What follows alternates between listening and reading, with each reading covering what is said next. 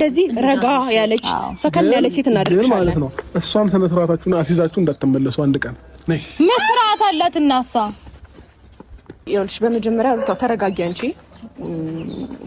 አይ ዶንት ኖ እሱን ሲጀመር ይዛ የመጣችሁ በእርግጠኝነት የምታደርገው ነገር ስለምታውቅና ካሜራ ስለያዝን ነው በዚህ ልክ እየተንጨረጨረች የሆነ ነገር ተጠያቂነት እንዳይመጣባት ነው እንጂ ኦሬዲ የነገረን ሰው በደንብ ታማኝና ታማኝ ሰው ነው። ስለኛ ማውራቷን ሄርሜላ ሰሚኛለሽ። ሩታ ከዚህ በኋላ በምንም አይነት ጉዳይ ስለ ፍቅር ልታወሩት የምትፈልጉት ነገር ካለ በምንም አይነት ምክንያት ስልክ አታነሳላችሁ። እኔን ማውራት ትችላላችሁ፣ እኔን ማግኘት ትችላላችሁ። ስለምትፈራ ነው ስልክ ማታነሳለህ? አንደርስባት ነው። ግጭት ምናምን የሚባሉት ነገሮች ሰማኛው ኖ እኔ ሰልችቶኛል። ባይዘው ከእናንተ ጋር ግጭት ነው። ስማችንን ስላነሳሽ ነው በነገር ላይ መጣ ነው። አንዴ ፍቅር አንዴ መጣው ስማችንን ስላነሳሽ ነው የመጣ ነው እንጂ ይኸውልህ ስማችንን ባታነሳ አንደርስባትም። ልናገኛት የምንፈልግ አይነት ሴት አይደለችም። አይ ካለች ግን ንገራት አስረግጠ። እሺ እኮ አሁን እያልኩሽ ያለው አደቧን ትግዛ። በቃ በሷ መንገር የትኛውንም ነገር እኔን አግኙኝ። እሷ ትድረስብን፣ አንተን አንፈልግም። ትድረስብን ብቻ በመድኃኒዓለምና ትድረስብን ብቻ።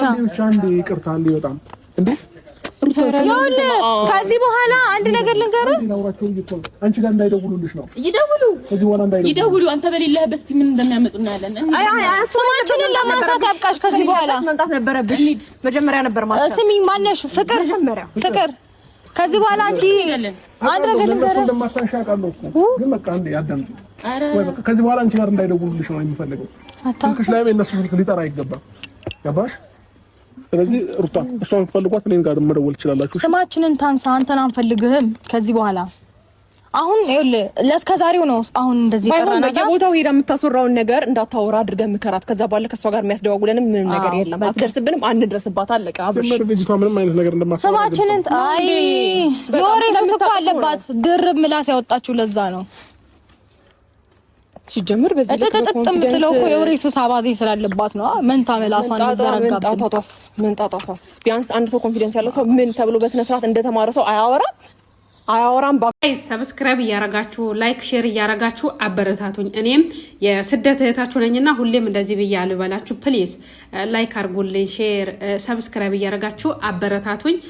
ስለምትከታተሉኝ አመሰግናለሁ። በጣም ከልቤ ነው ማመሰግን። የምሬ ነው የምላችሁና አበረታቱኝ፣ እንድታበረታቱኝ ይፈልጋለሁ። ሰፖርት እያረጋችሁኝ እለፉ። ቪዲዮ ልክ ሲመጣላችሁ የደውል ምልክቷን ተጭናችሁ ሁሌም ከኔ የምለቀውን ቪዲዮ እንዲደርሳችሁ የደውል ምልክቷን ተጫኑ። ሰብስክራይብ አርጉኝ፣ አበረታቱኝ። ወዳችኋለሁ። ዳይ ወደ ቪዲዮ እና የማንሰማ ጉድ የለም ጋይዝ። እንትና ፍቅር ለብቻው ሆና ማለት ነው፣ እሷ ብቻ ሆነ ማለት ነው። አያያቸው እንዴት እንዳረገቻቸው፣ እንዴት አንፈጭርጭራቸው ነው የሚባለው። እናንተ ለሁለት ሆናችሁ እሷ ለአንድ ሆና እንደዚህ ቀጥል አርጋ ትድፋችሁ። እናንተ ሁለት ማትረቡ። ወይኔ እንዴት እንደተቃጠልኩኝ፣ እንዴት እንደተናደርኩኝ የምሬን ነው የምላችሁ። አረ እንደው ምን ይሻል ጋይዝ፣ እኔ ምን ልበላችሁ? እኔ አንዳንዴ ሆነ አማርኛ ሁሉ ይጠፋኛል፣ የምለው ነገር ይጠፋኛል፣ ማወራው ነገር ሁሉ ይጠፋኛል። እሷ አንድ በሆነ እንደዚህ ታምጭ እንትን ትበላችሁ። ቅጥል ነው ያረጋቻችሁ፣ ማርያምን እርር ነው ያረጋቻችሁ። አይታችኋል አይደለ? አብርሃም እንደናገሩ ሰው ጎበዝ ናት። አብርሃም ተገና አርጋ አብርሃም አጠገቧ ላይ ስላለ ማለት ነው። አያችሁ እንዴት እንደምትሆን በቃ ተገን ይሆናት ሰው አግኝታለችና እንዴት እንደምታፍጨረጭራቸው። ወይኔ እናንተ እኮ በቃ አሁን የትላንት ልጅ መጥቶ የሆነ ነገር ቢላችሁ ልትናደዱ ነው ማለት ነው። ትላንት የተወለደ ልጅ መጥቶ ቢላችሁ በቃ ትናደዳላችሁ ማለት ነው። ያንን አይታ ነው እሷም ዛሬ እንደዚህ ያረጋቻችሁና እንደው እናንተ በምን ብትመከሩ ነው የምትሰሙት? በምን መንገድ እናንተ ቢመክሯችሁ ነው የምትሰሙት? በየትኛው መንገድ? የምሬ ነው የምላችሁ እንዴ። ፍቅራውን የትላንት ልጅ መታ እንደዚህ ስታረጋችሁ እንደዚህ ተቃጠሉላታላችሁ። ጸጉሯን እዛ ይዛችሁ መሬት ላይ እንትን ማለት ለቃችሁ። በቀደምም ብያችሁ ነበረ ከትላንት ወዲያ ፍቅር የምትሰማ ልጅ አይደለችም፣ አታዳምጥምም፣ አትሰማም ብያችኋለሁ። ማለት ልበ ሙሉ ናት። ገብቷችኋል? ልበ ሙሉ ናት። ሄርሚ ደግሞ ዛሬ ተረጋግተሻል፣ በሰላም ነው። ዝም ለምን አልሽ አንቺ? ጸጉሯን በዚህ በኩል ብትነጭ እኮ ሩታ በዛ በኩል ጉራን ትጠልፈልሻለች። የዛኔ ልኳን ማስገባት ትችላላችሁ።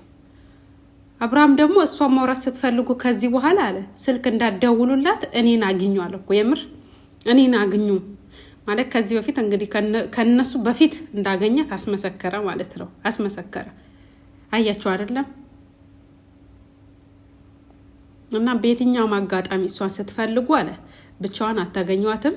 እኔን አገኙኝ አለ እና አሁን ምን እንበልሽ እስኪ እናንተ ንገሩኝ ምን እንበል አሁን እኔ በቃ አይተን ከመናደድ ምን እናድርግ እኔ የምር ተቃጥያለሁኝ እኮ ጨሻለሁ የለውኝም